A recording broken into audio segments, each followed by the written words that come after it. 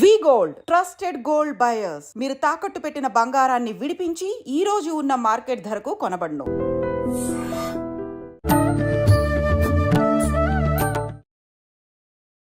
హరే కృష్ణ ప్రభుజీ.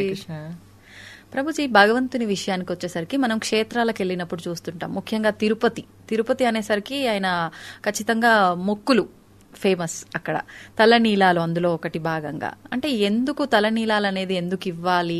ఆయన భగవంతుడు అడుగుతాడా తలనీలాలు ఇవ్వాలని చెప్పి? ఏంటి దాని గురించి తెలియజేయండి. ఇంకొక విషయము, కొబ్బరికాయ. ఖచ్చితంగా మనం భగవంతుడు, ఆధ్యాత్మికత, పూజలు అనగానే ఫస్ట్ మనందరికీ గుర్తొచ్చేది కొబ్బరికాయ కొట్టాలి అని చెప్పి. అసలు ఎందుకు కొట్టాలి కొబ్బరికాయని అని చెప్పి? రెండు మంచి ప్రశ్నలు అడిగారు మీరు.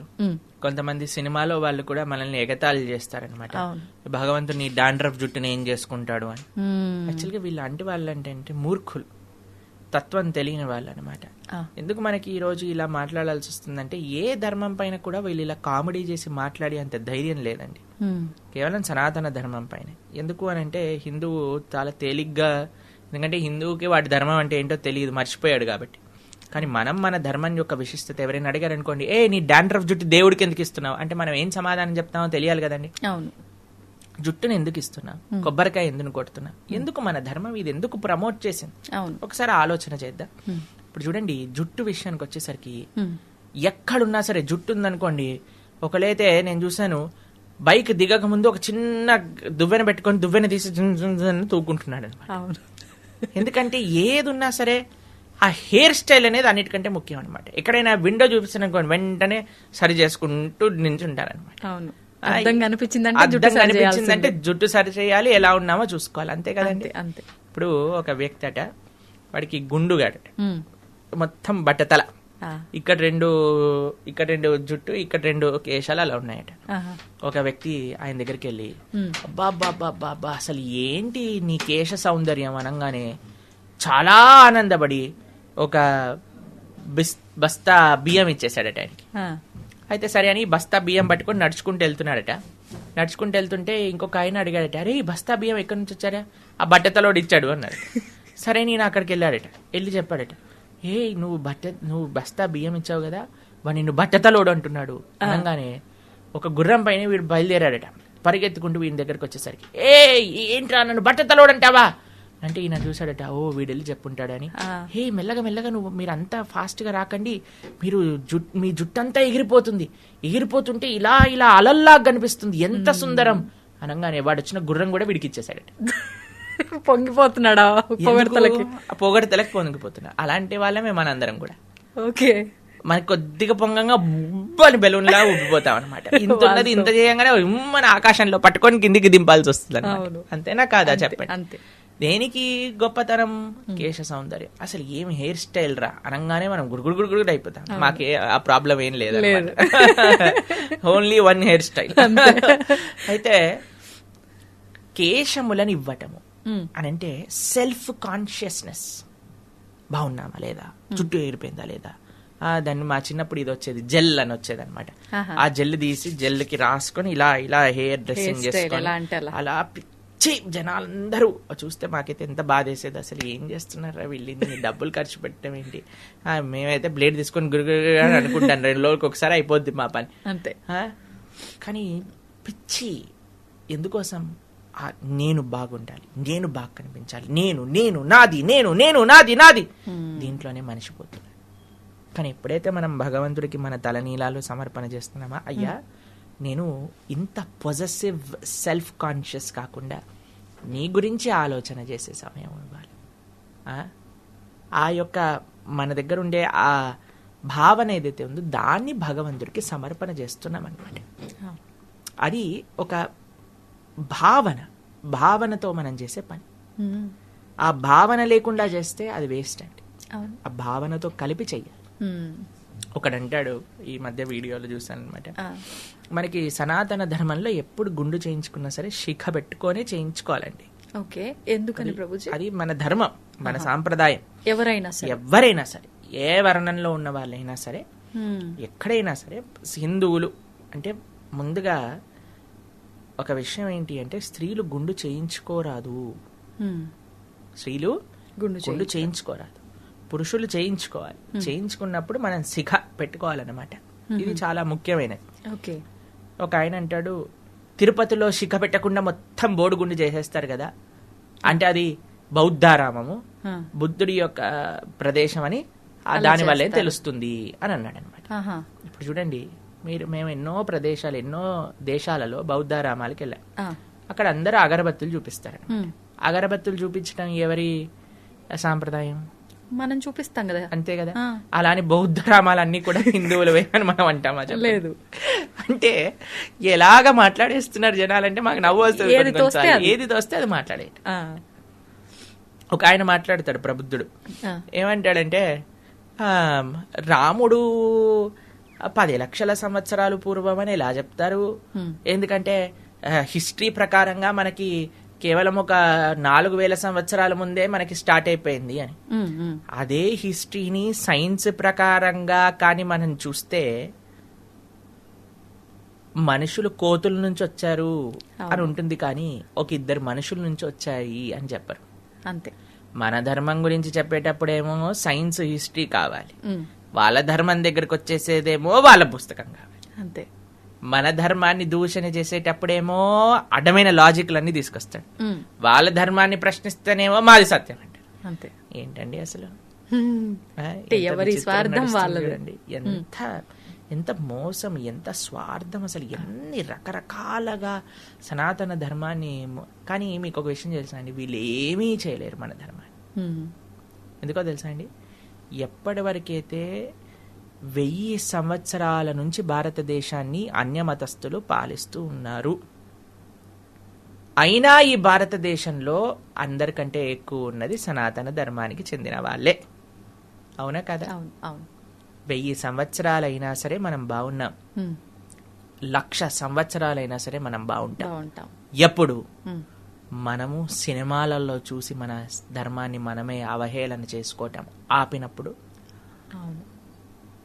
తల్లిదండ్రులు పిల్లలకి ధర్మం గురించి, ధర్మ సూక్ష్మములు ముందు వాళ్ళు తెలుసుకొని పిల్లలకి చెప్పినప్పుడు, ఫ్యాషన్ పేరుతో, వెస్టర్నైజేషన్ పేరుతో మన సంస్కృతి సాంప్రదాయాలు, మన కట్టు బొట్టు ఆచరణని మనం వదిలేసితే మనకి నష్టం ఉంది. కానీ మనం ఇంకా సనాతన ధర్మానికి ముందుకు తీసుకెళ్ళాలి అని అంటే మనం జాగ్రత్తగా ఉండాలి. ఆ సాంప్రదాయాలన్నింటినీ కూడా మనం పాటించాలి చక్కగా. రెండవ ప్రశ్న మీరేమన్నారు? కొబ్బరికాయలు కొట్టడం. మాకు చిన్నప్పుడు ఏదైనా వ్రతం పూజ అయిందనుకోండి, ఒక్కొక్కళ్ళకి ఒక్కొక్క కొబ్బరికాయ ఇచ్చేవాళ్ళనమాట. కొబ్బరికాయ కొట్టు, కొబ్బరికాయ కొట్టు, కొబ్బరికాయ కొట్టు. ఇప్పటికి కూడా ఇక్కడే ఇంటికి వెళ్ళామనుకోండి, చిన్నగా ఉన్నప్పుడు మేము కొబ్బరికాయ కొట్టాను, కొబ్బరికాయ కొట్టు. ఏంటి అసలు ఈ కొబ్బరికాయలు కొట్టడం అర్థం కాలేదని అప్పుడప్పుడు మా చిన్నగా ఉన్నప్పుడు మా చేతులు పడిపోయాయి, చాలా బాధేసేది. అబ్బో ఏంటి కొబ్బరికాయలు కొట్టడం ఏంటి, ఇల్లంత చిందరబందర ఏంటి, అసలు ఏంటి దీని లోపల ఉండే తత్వం ఏమిటి? మీకు అనిపించింది? మన బుర్ర కూడా కొబ్బరికాయ లాంటిదే, గట్టిదైపోయింది అహంకారంతో అజ్ఞానంతో, టెంకలాగా అయిపోయింది. టెంక టింగ్ టింగ్ టింగ్ అని బుర్ర ఎట్లా అయితే మనకి లోపల నుంచి కొబ్బరికాయ పైన నీళ్లు పోస్తే మన లోపలికి ఎక్కుతుందా? ఏమెక్కదా? ఎందుకు? టెంక గట్టిగా ఉంది. కానీ ఆ గట్టి టెంక లోపల మధురమైన తీయదైన నీళ్లు, దాంతోపాటు కొబ్బరి లోపల తెల్లగా ఉండే పదార్థం ఉన్నాయి. ఎప్పుడైతే నువ్వు అహంకారాన్ని విడుతావో, అహంకారాన్ని భగవంతుడి యొక్క చరణముల దగ్గర బద్దలు కొడతావో, అప్పుడు నీ యొక్క స్వరూపం, తీయదైన స్వరూపం, కోమలమైన స్వరూపం అది బయటికి వస్తుంది. ఎప్పటి వరకైతే అహంకారాన్ని వీడవో అప్పటి వరకు నీ స్వరూపాన్ని నువ్వు తెలుసుకోలేవు. అది కొబ్బరికాయ కొట్టడంలో ఆంతర్యం. మరి ఇప్పుడు కొబ్బరికాయ తీసుకొని భగవంతుడి ముందేస్తే, స్వామి కొబ్బరికాయ ఎట్లయితే పగిలిందో నా అహంకారం అలా పగులుగాక, నా అజ్ఞానం అలా పగులుగాక అని స్వామికి విన్నవించాలి. కొబ్బరికాయ కొట్టడం తప్పు కాదండి, కొబ్బరికాయ ఫట్ అని కొట్టినప్పుడు వెంటనే మీరు ఆ ప్రార్థన చేయాలి, స్వామి కొబ్బరికాయ ఎలా పగిలిందో అలా నాలో ఉన్న దుర్గుణాలు కూడా అలా వెళ్ళిపోవాలి. అంతేగాని కొబ్బరికాయ కులిపోయింది, కొబ్బరికాయ ఏదో తప్పైపోతుంది, పువ్వు వచ్చింది ఏదో మంచి అయిపోతుంది, ఇలాంటివి ఏమీ లేదు. మాకు ఒకసారి పువ్వు వచ్చింది, దాని తర్వాత చెయ్యి ఇరిగింది, కాబట్టి ఇంక పువ్వు వస్తే మంచి అవుతుంది లేకపోతే ఇది అవుతుంది, అవన్నీ పక్కన పెట్టండి. మన భావన మన భావన మంచిగా ఉండాలి.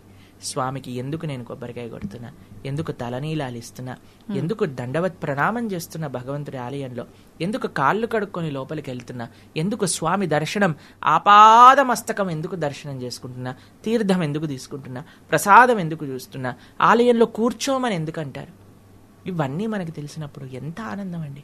అంతేకాని బల్లి పడింది, పిల్లి వెళ్ళింది, కుక్కొచ్చింది, ఇవన్నీ ఏంటండి అసలు. ప్రతి కదలికలో తప్పు. ప్రతిదాన్ని కుక్క, పిల్లి, నక్క, ఇవన్నీ గాడిద, ఇవన్నీ కూడా మన జీవితాన్ని నిర్ధారణ చేస్తే అసలు మనం ఎక్కడికి వెళ్తామండి. నీ చేతుల్లో ఉంది నీ జీవితం, నీ భావనలో ఉంది నీ జీవితం, భగవత్ కృపలో ఉంది జీవితం, నీ సంకల్ప బలంలో ఉంది నీ జీవితం. ఇది సనాతన ధర్మం ఇచ్చే ఒక అద్భుతమైన మార్గం. దీన్ని అందరూ కూడా కప్పిపుచ్చేసి ఏదో ఏదో రాళ్ళ వల్ల, లేదా ఏదైనా గీతల వల్ల, లేదా ఏదైనా రాయటం వల్ల, లేదా ఇది వల్ల వాళ్ళ వల్ల జీవితం మారిపోతుంది అంటే సారీ సార్, కాదు. ఉగాది పచ్చడి చెప్తుంది మనకి, ఇందాక మాట్లాడుకున్నట్టు మనం ఏమి చేసినా సరే షడ్రుచోపేరితంగానే జీవితం ఉంటుంది. లేకపోతే ఉగాది పచ్చడి ఎందుకంటే పానకం తాగొచ్చు కదా, అంతే. పానకంలో కూడా మిరియాలు పొడేస్తారు. అది మీకు విషయం చెప్తాను. మేము ఒకసారి ఒక స్వీట్ నేర్చుకుంటున్నాం అనమాట స్వామికి నివేదన చేయడానికి. అప్పుడు నేర్పించే వాళ్ళు మాకు చెప్పారు, ప్రభుజీ ఇంతైనా సరే ఉప్పు వేయాలి దీంట్లో స్వీట్ లో. ఏ స్వీట్ చేసినా పాలతో చేసిందంటే పగిలిపోతుంది అనుకోండి, జాగ్రత్తగా చూడాలి, కొన్ని కొన్ని దాంట్లో వెయ్యాలి. చక్కెర పొంగల్ చేస్తున్నాం అనమాట, అప్పుడు కొద్దిగా ఉప్పు వేయాలి దీంట్లో అని అంటారు. ఉప్పు ఎందుకండి స్వీట్లో అంటే, ఆ ఉప్పు వేస్తే ప్రభుజీ మిగతా వేసిన సామాన్ల యొక్క టేస్ట్ బయటికి వస్తుంది. ఇప్పుడు చూడండి, మీరు కూరలో ఏం వేసినా సరే టేస్ట్ చూస్తే అసలు కూర టేస్ట్ అనిపించదు ఎప్పటి వరకు ఉప్పు సరిపడా అయ్యేంత వరకు. అవునా? అప్పుడు మిగతావన్నీ తెలుస్తాయి కదా. అలానే ఉప్పు వేయాలి, ఉప్పు వేసినప్పుడే తెలుస్తుంది. అలానే మన జీవితంలో కష్టం వచ్చినప్పుడే జీవితం బ్యాలెన్స్ అవుతుంది. సూపర్. కష్టం వచ్చినప్పుడే జీవితం బ్యాలెన్స్ అవుతుంది. ఆ కష్టం వచ్చినప్పుడు కుంగిపోరాదు, ధైర్యంతో నిలబడాలి. అది సనాతన ధర్మం. హరే కృష్ణ. ప్రభుజీ, డౌట్. ఇప్పుడు ఈ కొబ్బరికాయ కొడితే ఇంత అర్థం ఉంది, అయితే ఈ అర్థం తెలిసి కొడుతున్నారో ఎందుకు కొడుతున్నారో కానీ కొట్టడం అయితే ప్రారంభించారు, అది అలా కొనసాగుతుంది. క్షేత్రాలకు వెళ్ళినప్పుడు అది భగవంతుడి దగ్గర నివేదన చేయడానికి వీలు అవ్వట్లేదు అన్నప్పుడు అసలు ఈ కొబ్బరికాయ కొట్టడం ఎందుకు, కొట్టడం మానేద్దాము, అదేదో ఆ 20 30 ఆ కొబ్బరికాయకు పెట్టే పైసలు ఆ హుండీలో వేస్తే సరిపోద్ది, ఇలా చాలా మంది ఆలోచిస్తున్నారు. దీని గురించి ఏం చెప్తారు? బ్రహ్మాండంగా కొబ్బరికాయ కొట్టండి, మనసులో స్వామికి నివేదన చేయండి. ఒక తులసి పెట్టి స్వామికి, అయ్యా నేను ఇక్కడ నుంచే నివేదన చేస్తున్నాను. మీకు ఒక విషయం తెలుసా, దాస్యాబౌరి అని ఒక భక్తుడు ఉన్నాడు. ఆయన వాళ్ళ ఇంట్లో కాసిన కొబ్బరి బోండాలని జగన్నాథుడికి పంపించారనమాట. అయితే జగన్నాథుడికి పంపిస్తే ఆయన పాపం మర్చిపోయాడు పంపించిన. ఆయన లోపలికి వెళ్ళి దర్శనం చేసుకుని బయటకు వచ్చేసాడు. మళ్ళీ లోపలికి ఎవరు వెళ్తారులే, ధ్వజస్తంభం నుంచి ఇలా చూపించాడు. జగన్నాథుడు మూల ఆలయంలో నుంచి చెయ్యి బయటికి వచ్చి ధ్వజస్తంభం దగ్గర ఉన్న కొబ్బరికాయ తీసుకొని లోపలికి వెళ్ళిపోయాడు అనమాట. కాబట్టి మీరు ఎక్కడున్నారు, స్వామి అర్చకులు నివేదన చేశారా లేదా మర్చిపోండి. మీరు మంచి భావనతో, స్వామి నీ కోసం ఈ కొబ్బరికాయ తెచ్చాను, నా కొబ్బరికాయ, కొబ్బరి టెంక కాదు మనకు స్వామికి ఇచ్చింది, లోపల ఉండే ఆ కొబ్బరి అది మన మనస్సు, పైన ఉండే టెంక లాంటిది అది మన అహంకారం. ఈ అహంకారాన్ని వీడ్చే స్వామి నా మనసును నువ్వు స్వీకరించు అని మనస్ఫూర్తిగా స్వామికి నివేదన చేసి మనసులో చక్కగా ఆ కొబ్బరికాయని టక్ టక్ కొట్టుకొని తింటూ ఉండండి. స్వామి యొక్క దర్శనం ఎలా అయింది అని ఆలోచిస్తూ ఉండండి. దానికంటే గొప్ప భావన ఆయన తీసుకున్న ప్రసాదాన్ని మనం తీసుకోవడము. సంతోషం ప్రభుజీ, చాలా చక్కగా వివరించారు. నిజంగా ఈ విషయంలో అంటే ప్రతి నిత్యం జరిగే ఈ రొటీన్ విషయాలైనా కూడా చాలా మందిలో డౌట్స్ ఉంటాయి, అవన్నీ కూడా చాలా చక్కగా క్లియర్ చేశారు. హరే కృష్ణ.